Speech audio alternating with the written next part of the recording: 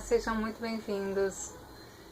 Queria contar que quando eu comecei a ler a Bíblia, quando me foi apresentada a Bíblia, né, como a palavra de Deus, por mais que eu já a conhecesse, eu nunca parei para ler. Mas há alguns anos eu comecei a ler e eu lia como eu via as pessoas lendo. Elas abriam em algum capítulo qualquer da Bíblia e começavam a ler, oravam, e eu fui fazendo assim também. E me deparei com o livro de Provérbios, li alguns capítulos e vi que esse seria o último livro que eu leria, porque tinha tantas regras lá e eu nem estava pronta para poder cumprir, né, essas regras. E foi assim que eu fiz. Por anos eu não li Provérbios. Era assim, eu não contava para ninguém que eu não estava lendo Provérbios, mas eu nunca lia Provérbios. E teve um momento em que eu quis ter mais intimidade com Deus. Aconteceram algumas coisas na minha vida e eu falei, não, eu quero mais de Deus. E eu me lembrei que tinha uma coisa que eu não fazia, que era ler o livro de Provérbios. E foi aí que eu me senti pronta para conhecer as regras, né? Conhecer o que Deus realmente tinha dito, né, para poder instruir, para a gente poder seguir o que ele queria, ou seja, para poder agradar a Deus. E foi nesse momento que eu comecei a ver o esforço que eu tinha que fazer para poder seguir as regras. E hoje, falando do Provérbio 5, que são advertências contra o adultério, é um capítulo que fala praticamente para adultos, né? E nós, como adultos, também temos as nossas dificuldades de seguir as regras. Principalmente quando a gente não entende 100% por que a gente deve seguir. Porque nós, como adultos, temos muitos argumentos. Temos bastante conhecimento. Várias formas na gente se calçar para poder não ter que seguir tudo a regra. Exatamente a regra que está lá. Só que quando a gente faz isso, a gente está fazendo o quê? A gente está deixando o nosso sentimento ir acima da nossa razão. Só que quando a gente vê as pessoas ao nosso redor fazendo isso, a gente fica meio indignada. Então, por exemplo, se eu vejo meu filho passando horas e horas jogando videogame, não querendo de forma alguma organizar o tempo dele entre o videogame e o estudo, eu vejo que ele está dando valor ao sentimento.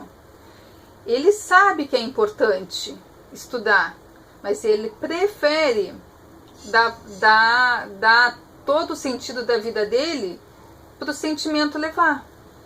Ou seja, e já no primeiro versículo de Provérbios 5, Deus nos pede para a gente seguir o discernimento dele, porque ele já sabe que se a gente seguir o nosso, não vai dar certo. Então, quando a gente fala para o nosso filho, para ele confiar na gente, ou seja, ele seguir o nosso discernimento, e a gente fica indignada porque ele não segue o nosso discernimento, a gente acha isso totalmente errado, né? Porque fica indignada. E nós? Qual é a regra que nós temos que seguir? Nós que acreditamos em Deus, nós que acreditamos que a palavra de Deus está na Bíblia, nós sabemos que o nosso guia é a palavra. Então, quando a gente decide não seguir, a gente não está na mesma situação do filho, por exemplo, que quer ficar na parte do prazer e não quer ficar na parte da razão? Sim, a gente está na mesma situação dele. Então, o que a gente tem que fazer para isso? A gente tem que ter fé, a gente tem que orar. Por quê? Para que Deus nos ajude. Porque se a gente deixar a gente se levar pelo nosso conhecimento, pelo que a gente está sentindo naquele momento, com certeza a gente não vai para o caminho certo. Só que nesse capítulo contra o adultério, eu não preciso dizer que o adultério é certo ou errado, porque cada um que está escutando aqui sabe que ele não é certo. Afinal de contas, só está adulterando quem se casou. Quem se casou prometeu fidelidade, né? Não estou nem dizendo só no dia do casamento, mas antes do casamento decidiu que iria ficar com essa pessoa pro resto da sua vida. E que você não iria trair, e que você tinha certeza que ela também não iria te trair, porque vocês estavam selando isso com muito amor. Só que, na verdade, quando se casa, se sela isso tudo com paixão. Nem sempre está se selando com amor. O amor dele vai crescendo, ele vai mudando, as pessoas vão mudando, vão amadurecendo. Então, muitas coisas acontecem. E Deus fala o tempo inteiro também para a gente ter bom senso. Então, quando ele fala para a gente seguir o discernimento dele e para nós termos bom senso, o que é ter bom senso? É você seguir as noções de sabedoria e a noção da razão. É para você não deixar o sentimento tomar conta, ser o guia da tua vida, né? Então, a gente tem que conseguir separar isso. E quando a gente consegue separar, a nossa vida é outra. Com certeza a vida é outra. E se você acha difícil você entender isso, você se olhando, tenta olhar para as crianças, tenta olhar como você trata, como você conduz uma criança na vida dela. Você conduz da mesma forma que Deus te conduz, como Deus conduz a mim. Não importa a idade, a gente precisa de um mestre. Porque a gente se perde no meio do caminho. Nesse capítulo fala também sobre o homem cuidar com a mulher. Agora eu te pergunto, o homem tá com tentações ao seu redor. E a mulher também passa por tentações ao seu redor? Acontece o mesmo com os dois? E como, na verdade, isso aqui tudo se resolve? O homem e a mulher resolvem da mesma forma? Sim.